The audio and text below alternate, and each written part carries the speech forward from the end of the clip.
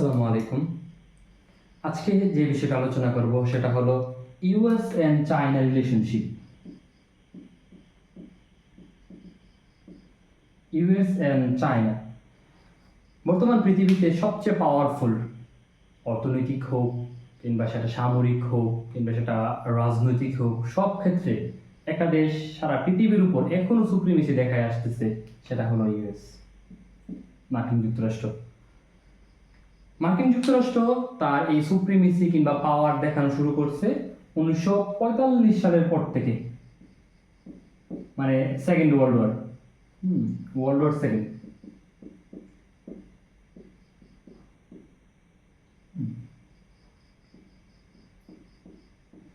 দ্বিতীয় বিশ্বযুদ্ধের পর থেকে তাদের যে সুপ্রিমেসিটা সারা পৃথিবীর উপর দেখানো শুরু করছে। এর আগে ছিল ব্রিটিশরা, কারণ ব্রিটিশদের সারা পৃথিবীতে তাদের সাম্রাজ্য বিস্তার ছিল।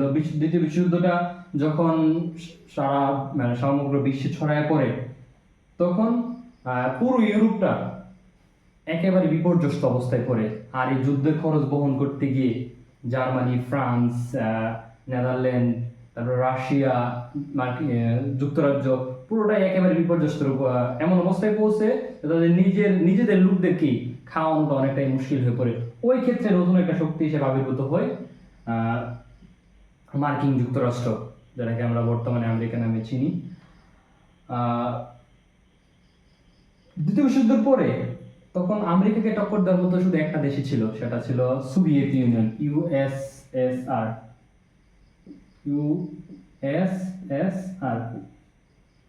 ইউনিয়ন সোভিয়েত সোশ্যালিস্ট রিপাবলিক, এই দেশটা এবং তাদের মধ্যে একটা রাইভালরি ছিল, সেটা প্রায় দীর্ঘদিন যাবৎ ছিল, এবং তাদের মধ্যে একটা কোল্ড ওয়ার চলতেছিল দীর্ঘদিন যাবৎ। কোল্ড ওয়ার, এই কোল্ড ওয়ারটা হলো তো মূলত দুই দেশের মধ্যে অর্থনৈতিক, সামাজিক কিংবা রাজনৈতিক বিভিন্ন টানাপোড়েন, কিন্তু সেখানে কোনো যুদ্ধ হবে না, সেটা ছিল কোল্ড ওয়ারের মূল ভিত্তি। এবং 1991 সালে এই ইউএসএসআর ভেঙে একবার টুকরা টুকরো হয়ে যায়। সেখানে প্রায় 15টা রাষ্ট্র, আলাদা স্টেটস গঠিত হয়, যার বড় স্টেট ছিল রাশিয়া। এই 1991 সালের পর থেকে রাশিয়া কিংবা সাবেক সোভিয়েত ইউনিয়ন একেবারে আলাদা ভেঙে ভেঙে যখন অনেকগুলো রাষ্ট্র হয়ে যায়, যেমন Russia, Uzbekistan, Tajikistan, Kyrgyzstan, Turkmenistan, তারপরে Ukraine, Belarus, Georgia, Armenia, Azerbaijan, এরকম প্রায় 15টা রাষ্ট্রে বিভক্ত হয় যে সাবেক সোভিয়েত ইউনিয়নটা। আর ওই সময় ইউএসএ, মার্কিন যুক্তরাষ্ট্র এককভাবে তাদের আধিপত্য সারা পৃথিবীর বিস্তার করতে সক্ষম হয়, কারণ তাদেরকে টেক্কা দেওয়ার মতো তখন ওই সময়ে কেউ ছিল না। আর এই মার্কিন যুক্তরাষ্ট্র এর ফলশ্রুতিতে বা এই সময়টাকে তারা ফায়দা লুটে তারা পৃথিবীর বিভিন্ন জায়গায় সামরিক স্থাপনা বা সামরিক বেস তারা স্থাপন করে। আর ওই সামরিক বেসগুলোতে তারা পুরো পৃথিবীর উপর একটা নজরদারি চালায়, বা এখনো তারা চালাইতেছে।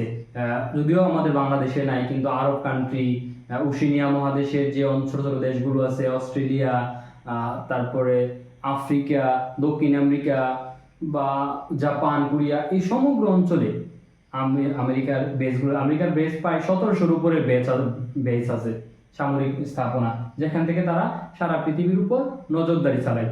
তো এই যে সুপ্রিমেসি সারা পৃথিবীর সমস্ত দেশগুলোর উপর, এখানে নতুন আরেকটা দেশ আবির্ভূত হয়েছে ইউএসএসআর এর পরে, সেই দেশটার নাম হলো চায়না।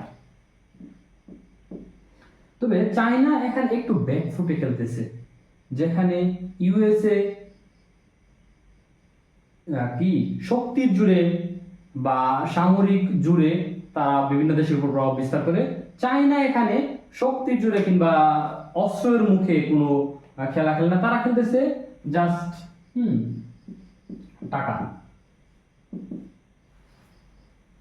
যে কোনো দেশ, আমেরিকা হলো তোমার যা কিছু দরকার আমি দিব, কিন্তু আমার কথা শুনতে হবে। চায়না বলতেছে ওকে ঠিক আছে, তোমার যা কিছু লাগবে আমার কাছে নাও, তুমি তোমার মতো করে ব্যবসা করো, বড় হও, আমার টাকা আমাকে টাইম মতো ফেরত দিয়ে দিও।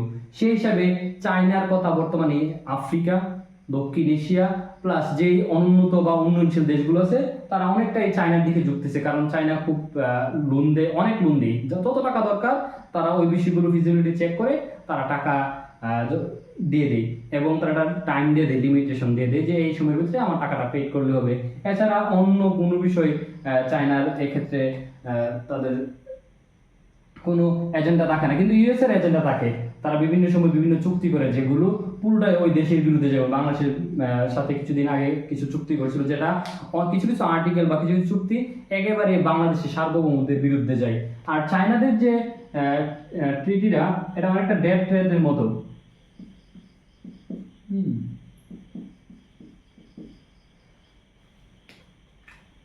যে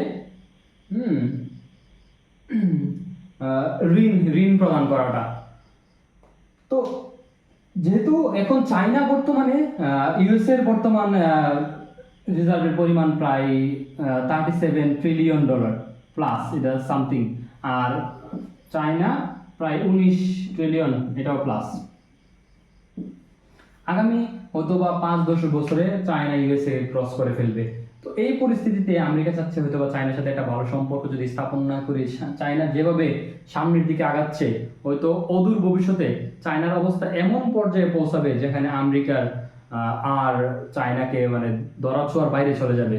তো এরই পরিপ্রেক্ষিতে গত কিছুদিন পূর্বে আমেরিকার প্রেসিডেন্ট ডোনাল্ড ট্রাম্প উনি চায়নাতে ভ্রমণে যান, এবং সেখানে শুধু একা যান না, সাধারণত কোনো প্রেসিডেন্ট কিংবা প্রধানমন্ত্রী যখন অন্য দেশে ভ্রমণ করতে যান, সেটা বিভিন্ন ট্যুর হতে পারে রাজনৈতিক কিংবা অর্থনৈতিক ক্ষেত্রে, তখন তার যে মন্ত্রী পরিষদের যে সদস্যবৃন্দ তাদের কি নিয়ে যান কিংবা স্পেশাল ব্যক্তি থাকলে নিয়ে যান। এই জায়গাতে ডোনাল্ড ট্রাম্প একটু ব্যতিক্রম কাজ করছেন।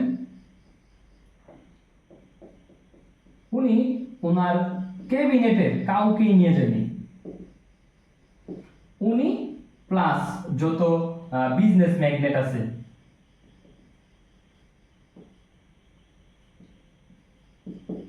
তাদের কি নিয়ে গেছেন। এখানে মূল বেসিকটা হলো ব্যবসা। উনি মাইক্রোসফটের প্রধান, তারপরে হলো মেটার প্রধান, টেসলার প্রধান, তারপরে যত কোম্পানি আছে মাস্টার কার্ড, তারপরে অ্যাপল, ইউএসএ ভিত্তিক যত কোম্পানি আছে যেগুলো বিশাল বড় বড় বা অনেক টাকা পয়সার মালিক, এই সবগুলো ধনী মানুষকে ধরে নিয়ে সেটা উনি জাস্ট উনি সবাইকে নিয়ে উনি চায়নাতে যান, এবং ওখানে চায়নার যে প্রেসিডেন্ট শি জিনপিং প্লাস অন্যান্য যারা আছে এবং চায়না যারা ব্যবসায়ী আছে যেমন এনভিডিয়া কিংবা অন্যান্য যে প্রতিষ্ঠানগুলো আছে বা চায়নার ধনী তাদের সাথে মিট করে দেয়, এবং মোটামুটি একটা সমঝোতায় আসে। সেখানে তারা ইরান ইসরায়েল যুদ্ধ নিয়েও তারা কথা বলে, এবং যতটুকু জানতে পারলাম লাস্ট অপশন পর্যন্ত হয়তো বা আগামী কয়েক বছর পর্যন্ত ইরান এবং ইসরায়েল যুদ্ধটা বন্ধ থাকবে। এর অর্থ একটা শর্ত হলো যে ইরান তাদের যে ইউরেনিয়াম সমৃদ্ধিকরণ এটা কিছুদিন পর্যন্ত তারা বন্ধ রাখবে।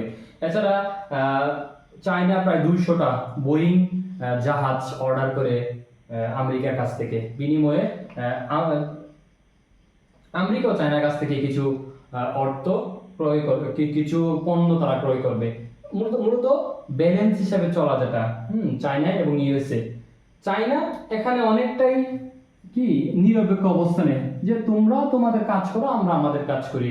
সেই হিসাবে তারা চায়নাদের যে প্রাচীন প্রবাদ যে টাকা জমাও এবং ওই টাকাটা যখন বিপদে পড়বা তুমি খরচ করো।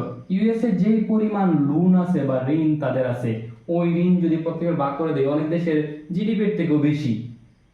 আর চায়না কি করতেছে, তার টাকাগুলো তারা জমা দিছে এবং তারা নতুন একটা অর্থনৈতিক বলয় তারা গড়ে তোলার চেষ্টা করতেছে, যেটা ব্রিক্স নামে আমরা চিনি। সেটা আমেরিকার যে ন্যাটো এবং ইউরোপিয়ান ইউনিয়ন, এগুলোর যারা অর্থনৈতিক কিংবা সামরিক ক্ষেত্রে যারা আগানো, আমেরিকা এগুলোকে ইউজ করে চায়না অপোজিটে তাদের আরো কয়েকটা দেশ নিয়ে এমন একটা বলয় তৈরি করতেছে যাতে কি ইউএস বা ওয়েস্টার্ন যে অঞ্চলগুলো আছে এগুলো থেকে বের হওয়া যায়। এই যে ব্রিক্স এর 5টা দেশ আছে, এরা আরো প্রায় 5-6টা দেশ ইদানিং অ্যাড হয়েছে। সুতরাং চায়না তাদের ধীরে ধীরে হাঁটা, যেটাকে বলে যে কচ্ছপের গতিতে হাঁটা, তারা তাদের লক্ষ্যে কচ্ছপের গতিতে হাঁটতেছে। ইউএসএ মনে করলো যদি আমরা আমাদের যুদ্ধের অবস্থায় এখনো পর্যন্ত টিকে থাকি তাহলে অদূর ভবিষ্যতে আমাদের হাল, হ্যাঁ, ভুটান থেকেও বাজে হবে।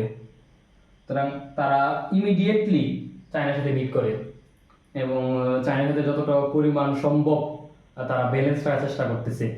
এবং আশা করি ইউএসএ এবং চায়না যদি তাদের এই সদ্ভাব বজায় রাখে, এই পৃথিবীটা একটা যুদ্ধমুক্ত পৃথিবী হবে, যেখানে আমরা এই পৃথিবীটা আসলে যুদ্ধ দেখতেছি না। আফগানিস্তান যুদ্ধ ছিল, ভিয়েতনামে যুদ্ধ ছিল, কোরিয়াতে যুদ্ধ ছিল, তারপরে ইরাকে, লিবিয়াতে, সুদানে, প্রায় সব অঞ্চলই এই যুদ্ধ। আর এই যুদ্ধটা একমাত্র তারা করত, আর গোপনে গোপনে তারা তাদের অর্থনীতিটাকে একেবারে সমৃদ্ধির করে নিয়ে যায়, যেখানে আজ থেকে প্রায় 50 বছর পূর্বেও প্রায় অর্ধেকের বেশি মানুষ দারিদ্র সীমার নিচে বসবাস করত। সেখানে চায়না আজ পৃথিবীর দ্বিতীয় বৃহত্তম অর্থনীতির দেশ, হয়তো অদূর ভবিষ্যতে প্রথমে চলে যাবে, এবং সামরিক দিক থেকে তারা তৃতীয় অবস্থানে আছে। তো এটাই হলো চায়না এবং ইউএস এর বর্তমান পরিস্থিতি। আশা করি সামনে তাদের পরিস্থিতিগুলো, তাদের যে রিলেশন সম্পর্ক চায়না এবং ইউএস, এটা বৃদ্ধি পাবে, এবং চায়নার সাথে এবং ইউএস এর সাথে আমাদের যে সম্পর্কটা, আমরা বলতে একটা নিউট্রাল পর্যায়ে এই দুই দেশের সাথে আমরা নিউট্রাল পর্যায়ে সবসময় থাকি।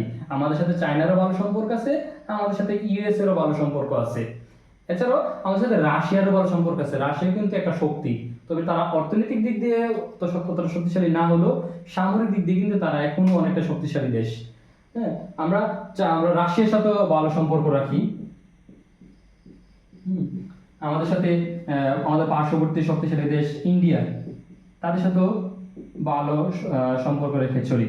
এবং বাংলাদেশ বলা যায় একটা বাফান স্টেটের মতো, যে সবার সাথে সম্পর্ক রেখে চলে, কোনো একটা শক্তিশালী দেশের আওতাধীনে তারা নাই। যেটা 19 নেমের সময় আমরা দেখছিলাম, যখন কোল্ড ওয়ার চলতেছিল তখন নেম গঠিত হয়েছিল, নন অ্যালাইন মুভমেন্ট, যে দেশগুলো কোনো পুঁজিবাদী দেশগুলোর পক্ষে থাকবে না, কিংবা সমাজতান্ত্রিক দেশগুলোর পক্ষে থাকবে না। বাংলাদেশে অনেকটা এরকম রোল প্লে করতেছে। এবং আমাদের যে সংবিধানের যে কনস্টিটিউশনে একটা কথা বলা ছিল যে friendship to all malice to none, মানে সবার সাথে বন্ধুত্ব, কারোর সাথে শত্রুতা নয়। আমরা এখন এই রীতিতেই বিশ্বাস করি, আমরা কারোর সাথে শত্রুতা না। তবে আমাদের উচিত চায়নার যে রুল বা নিয়মগুলো আমরা এগুলো ফলো করা, অর্থনীতির দিক দিয়ে আগানো। বাংলাদেশ খুবই দরিদ্র একটা দেশ, আমরা এখনো উন্নয়নশীল দেশেই ভালো করে পৌঁছতে পারি নাই, যদিও কিছুদিন পূর্বে উন্নয়নশীল দেশের মর্যাদা আমাদেরকে দেওয়া হয়েছে। তো আদতে বাংলাদেশের গ্রামীণ অঞ্চলগুলো প্লাস শহরের বিভিন্ন বস্তিগুলোর দিকে তাকালে মনে হয় না যে আমরা উন্নয়নশীল, আমরা অনুন্নত থেকেও আরো নিচে অবস্থান করতেছি। এবং আমাদের দৈনিক ইনকাম খুবই কম, যেটা 2700 প্লাস বা 2800 প্লাস, হ্যাঁ, ইউএস ডলার।